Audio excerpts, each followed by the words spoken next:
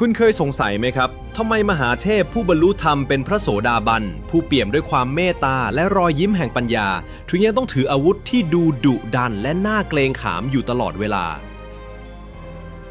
หากพระองค์ทรงสละแล้วซึ่งกิเลสกระบองเล่มหนานั้นมีไว้เพื่อใช้กำลังสยบทำลายหรือแท้จริงแล้วมันคือเครื่องมือในการจัดระเบียบร่วมกับคาถารหัสผ่านเพื่อพิทักษ์กฎเหล็กบางอย่างของจักรวาลกันแน่วินาทีที่กระบองเล่มนี้กระแทกลงบนพื้นดินไม่ใช่แค่ผืนภพที่สั่นสะเทือนแต่มันคือการประกาศอานัตที่สามารถสยบทุกความคลั่งของเหล่าอสูรให้สยบลงแทบเท้าและปัดเป่าทุกสิ่งอัปมงคลให้มันลายหายไปในชั่วพริบตายินดีต้อนรับสู่ Just Law กับซีรีส์มหากาพย์ The Eternal Guardian พลิกปูมจอมราชันยักษ์ EP 2 The Secret Weapon รหัสลับคาถาธรรมบาลและอานุภาพแห่งกระบองหลังจากที่เราได้เห็นเส้นทางอันน่าทึ่งของกูเวพรามพ่อค้าโรงหีบอ้อยผู้ถ่อมตนสู่การใช้โวหารชีวิตและมหาทานบารมีสั่งสมอริยทรัพย์และยกระดับจิตวิญญาณจนจุติเป็นองค์มหาเทพใน EP 1 ที่ผ่านมาหลายคนอาจยังติดภาพจำของยักษ์ผู้ดุร้ายที่เฝ้าหน้าประตูวัดหรือรูปเคารพที่ดูเข้มขลังน่าเกรงขาม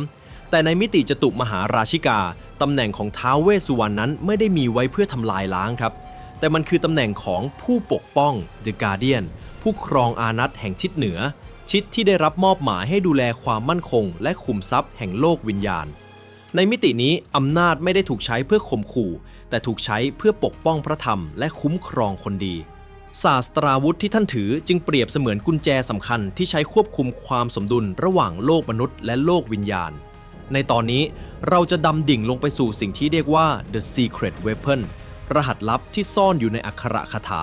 และอานุภาพที่แท้จริงของกระบองคทาวุธหนึ่งในศาสตราวุธที่ถูกขนานนามว่าร้ายแรงที่สุดในจักรวาลแต่กลับถูกกำกับไว้ด้วยจิตใจที่สว่างไสวที่สุดเตรียมตัวให้พร้อมนะครับเพราะรอยต่อแห่งศาสตราวุธและธรรมะที่ดูเหมือนจะเดินขนานกันกำลังจะถูกถอดรหัสและหลอมรวมเป็นหนึ่งเดียวณบัดนี้ครับ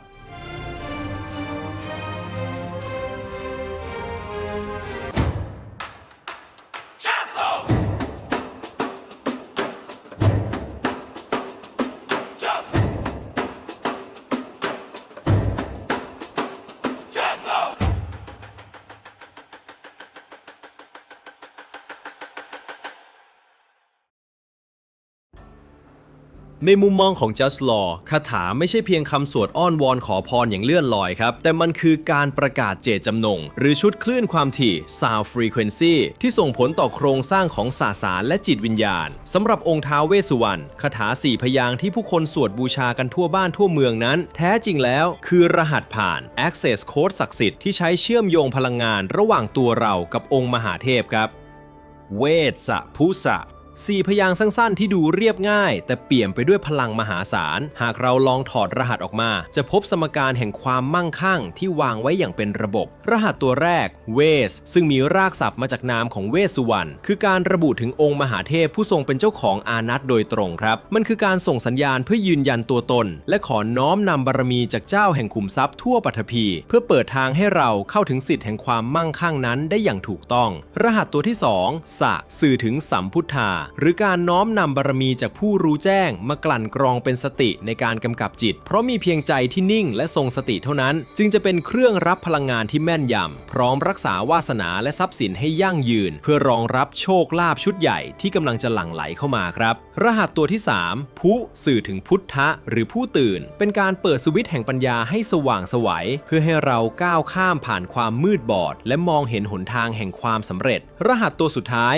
สะสื่อถึงสังฆะหรือการรวมตัวกันของพลังงานฝ่ายบุญกุศลเพื่อผนึกความเป็นสิริมงคลให้แน่นแฟ้นและคงอยู่กับเราอย่างยั่งยืน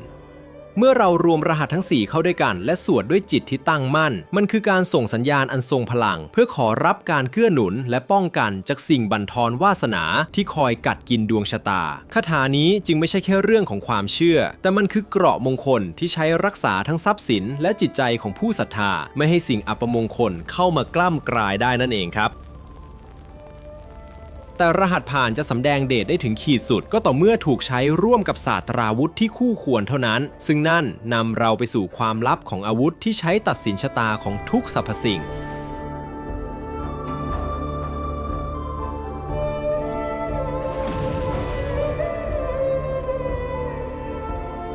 เมื่อรหัสผ่านทั้ง4พยางค์ถูกเปล่งออกมาจนเกิดเป็นคลื่นพลังงานที่เหมาะสม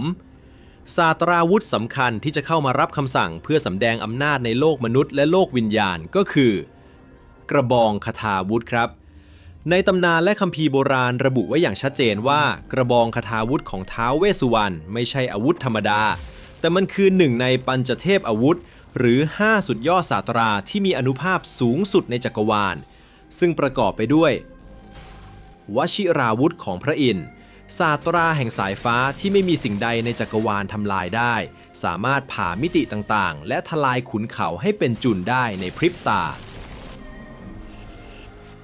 นัยยะนาวุธของพญายมราชศาสตราที่ไม่ได้จับต้องได้ด้วยมือแต่คือดวงตาแห่งการตัดสิน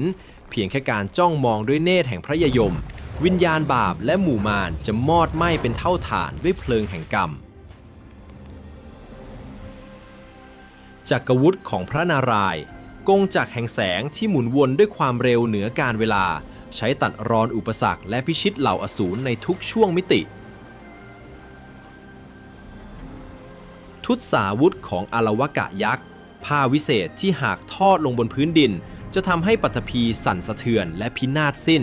เป็นศาสตราที่แสดงถึงอำนาจแห่งธรรมชาติที่เกรี้ยวกราด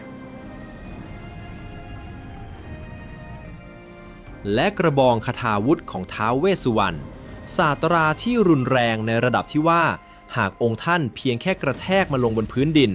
เหล่าอสูรและพูดผีทั่วทั้งภพจะสยบลงทันทีด้วยความเกรงขามแต่สำหรับมหาเทพผู้บรรลุธรรมเป็นอริยบุคคลหน้าที่ของศาสตราชิ้นนี้ไม่ใช่การทำลายล้างเพื่อระบายโทสะแต่มันคือเครื่องมือที่ทำหน้าที่เป็นผู้คุมกฎของจักรวาลครับอำนาจที่แท้จริงของกระบองเล่มนี้คือการทำหน้าที่ประกาศอานัตครับเมื่อใดที่สิ่งอัปมงคลหรือพลังงานด้านลบพยายามจะเข้าแทรกแซงและทำลายระบบระเบียบในชีวิตของผู้ศรัทธาองค์ท้าวเวสสุวรรณจะทรงใช้ศาสตรานี้ในการหยุดยั้งและปัดเป่าพลังงานที่บิดเบี้ยวเหล่านั้นให้มาลายหายไปเพื่อกอบกู้วิถีชีวิตที่เคยพังทลายให้กลับมาตั้งมั่นอยู่ในความสว่างไสวอีกครั้งกระบองในหัตถ์ท่านจึงเปรียบเสมือนสัญลักษณ์ของการยุติตัณหาใครที่กำลังเผชิญกับวิบากกรรมที่มองไม่เห็นหรือมีอุปสรรคมาคอยขัดขวางวาสนาอยู่ตลอดเวลาการน้อมนำบารมีแห่งศาสตราพิทักษ์ชิ้นนี้คือการขออำนาจมาช่วยจัดระเบียบชะตาชีวิตใหม่เพื่อให้กระแสแห่งบุญและโชคลาภที่รหัสคาถาเปิดทางไว้สามารถหลั่งไหลเข้ามาได้อย่างไร้รอยต่อสมกับบารมีของมหาเทพผู้เป็นเจ้าแห่งขุมทรัพย์ที่ยิ่งใหญ่ที่สุดในปัตตภี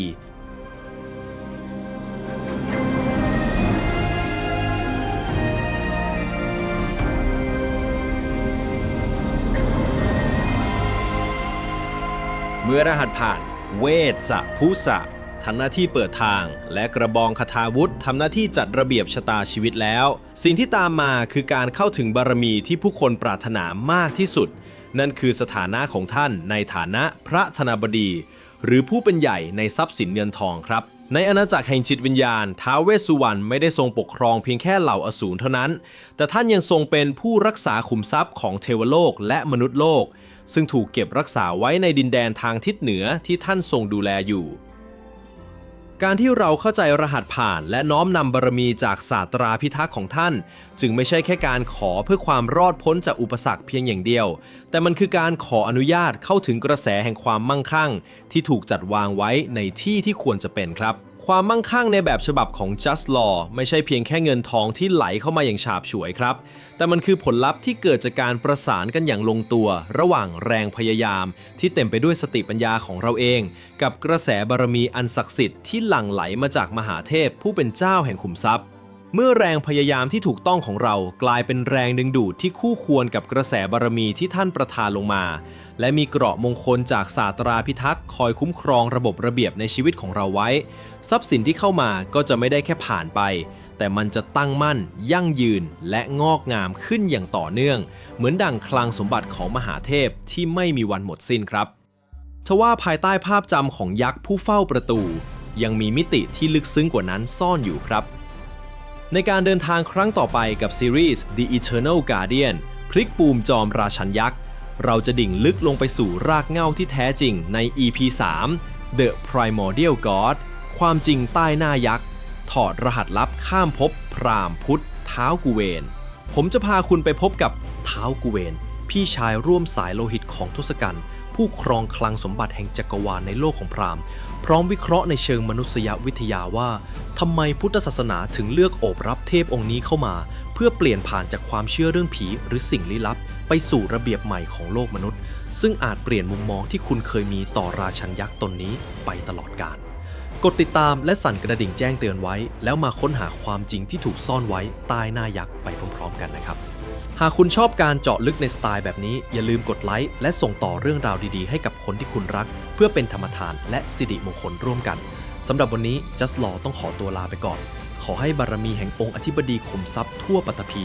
คุ้มครองและเปิดทางสว่างให้กับทุกท่านและพบกันใหม่ในตอนหน้าครับ